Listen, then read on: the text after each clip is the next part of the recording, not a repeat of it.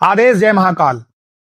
दिन भर बेवजह बोलते रहना, हर बहस में अपनी टांग अड़ाना और फालतू की बातें करना आज के समय में लोगों की सबसे बड़ी आदत बन चुकी है।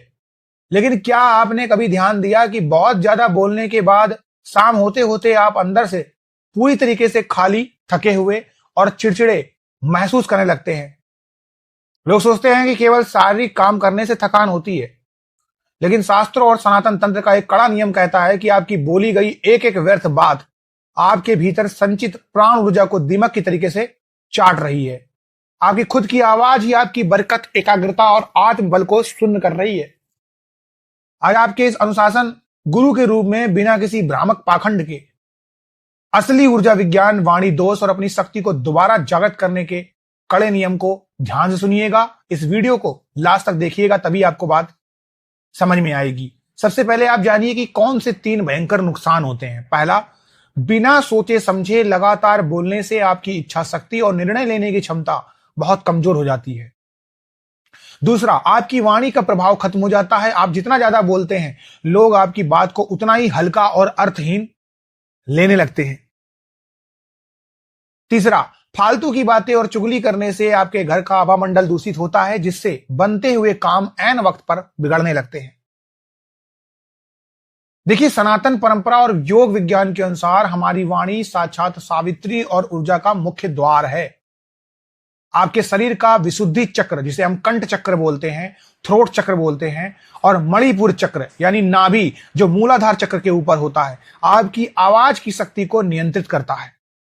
जब आप मंत्र जाप या ध्यान करते हैं तो आपके भीतर एक बहुत भारी आध्यात्मिक ऊर्जा स्टोर होती है, संचित होती है, बसती है। लेकिन जब आप बिना किसी उद्देश्य के व्यर्थ की गॉसिप या क्रोध में अपशब्द बोलते हैं, तो वही संचित प्राण ऊर्जा आपके कंठ के रास्ते से बाहर बह जाती है। शास्त्रों में इसे वाणी का क्षरण कहा गया है। इसी ऊर्जा असंतुलन के कारण आपका सुरक्षा कवच कमजोर पड़ता है और बाहर की नकारात्मकता आपकी दहलीज के भीतर प्रवेश कर जाती है। देखिए, मौन कोई मजबूरी नहीं है, बल्कि अपनी बिखरी हुई ऊर्जा को समेटने का सबसे बड़ा तांत्रिक अस्त्र है। अब अपनी ऊर्जा को लॉक करने का छोटा और सरल नियम सुनो। पहला, 24 घंटे में कम से कम 1 घंटा पूरी तरीके से मौन रहने का कड़ा व्रत ले लो। इस दौरान ना किसी से बात करो, ना ही फोन चलाओ। दूसरा, जब भी बोलें बहुत नाप तोलकर सत्य और शांत मन से बोलें। फालतू की बहस और दूसरों की निंदा से पूरी तरीके से दूर रहें। तीसरा, हफ्ते में 1 दिन जैसे रविवार या मंगलवार सुबह के समय 3 घंटे का पूर्ण मौन साधना रखें, ताकि आपकी वाणी ऊर्जा पुनः संचित हो सके। मौन साधना के दौरान मन को शांत रखने और पूजा घर के आवामंडल को पूरी तरीके से सात्विक बनाए रखने के लिए रोज सुबह शाम शुद्ध भीमसेनी कपूर, लोबान, गुग्गल, धूप, जो भी आप चाहते हैं, चाहे वो अगरबत्ती हो, किसी भी तरीके की शुद्ध लेकिन सुगंध होनी चाहिए, वो जरूर जलाएं।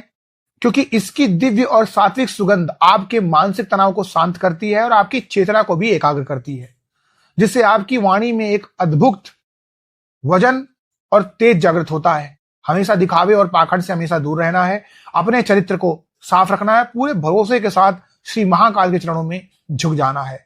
आदेश जय महाकाल।